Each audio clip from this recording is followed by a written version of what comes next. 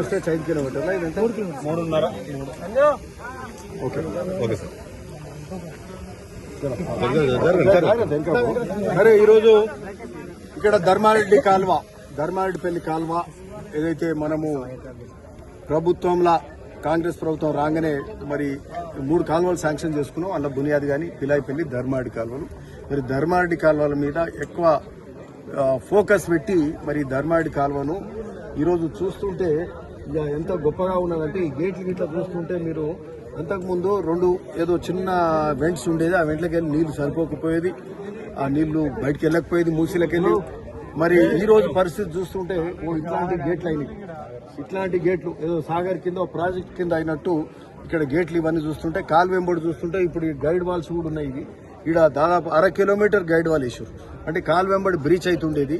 ఈ చిన్న కాలువ ఉండేది, ఆ ఉన్న కాలువ కూడా బ్రీచ్ అయ్యేది, ఏడబడతాడు దిగేది. సో ఈ గైడ్ వాల్ వేసిండ్రు. అక్కడక్కడ కాలువల రాళ్లు రప్పలు గుట్టలుగా ఉంటే నీళ్లు కిందికి పోకపోయేది.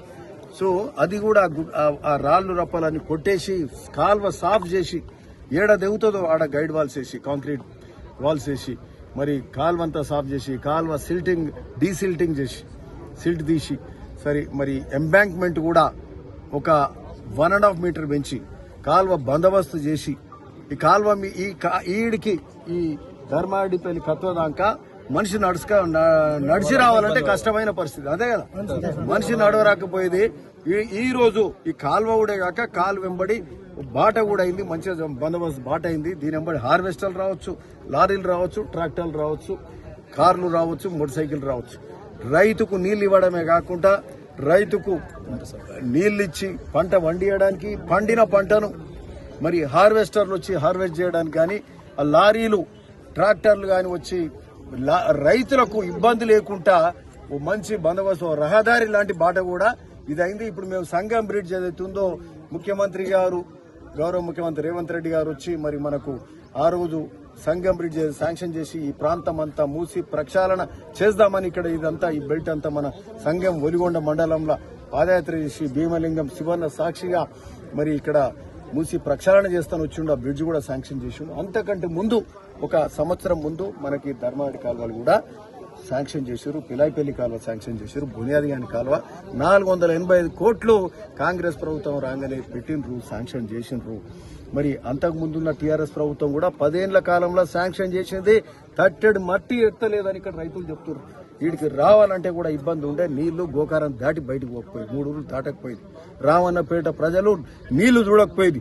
ఈ రోజు ఈ కాల్వలు చేపించుకున్న ఘనత కాంగ్రెస్ నాయకత్వాన్ని, కాంగ్రెస్ పాలకులదని చెప్తున్నాం. ముఖ్యమంత్రి రేవంత్ రెడ్డి గారికి సందర్భంగా ధన్యవాదాలు చెప్తున్నాం, ఉత్తమ్ కుమార్ గారికి ధన్యవాదాలు చెప్తున్నాం.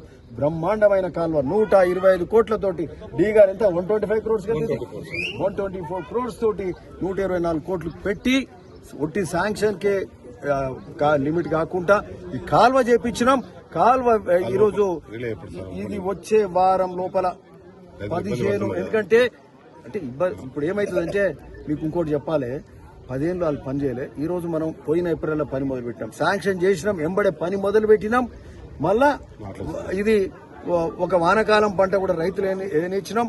వేసంగి ఒకటే క్రాప్ హాలిడే పెట్టుకుని వేసంగి మళ్ళీ ఎండాకాలం కలిపితే 7 నెలల సమయం ఇచ్చినాం, 6-7 నెలలే ఇచ్చినాం.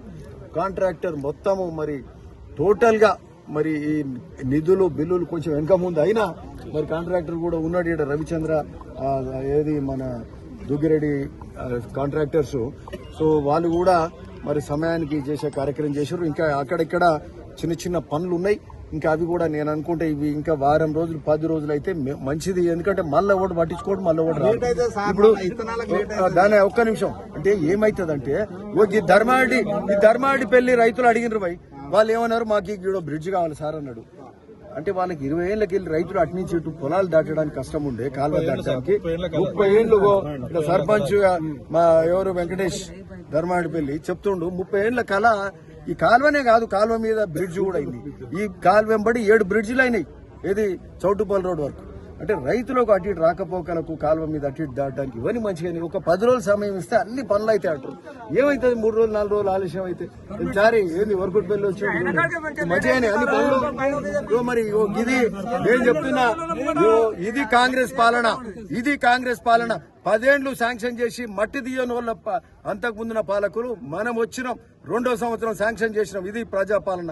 శాంక్షన్ చేసినాం సంవత్సరం లోపల మొత్తము ఒక్క క్రాప్ హాలిడేలా ఒక పంట వేయించినాం. ఒక క్రాప్ హాలిడే ఒక ఏప్రిల్ మొదలు పెడితే ఈరోజు జూలై వరకు ఇది మొత్తం ధర్మాడి కాలువ కంప్లీట్ చేసినాం.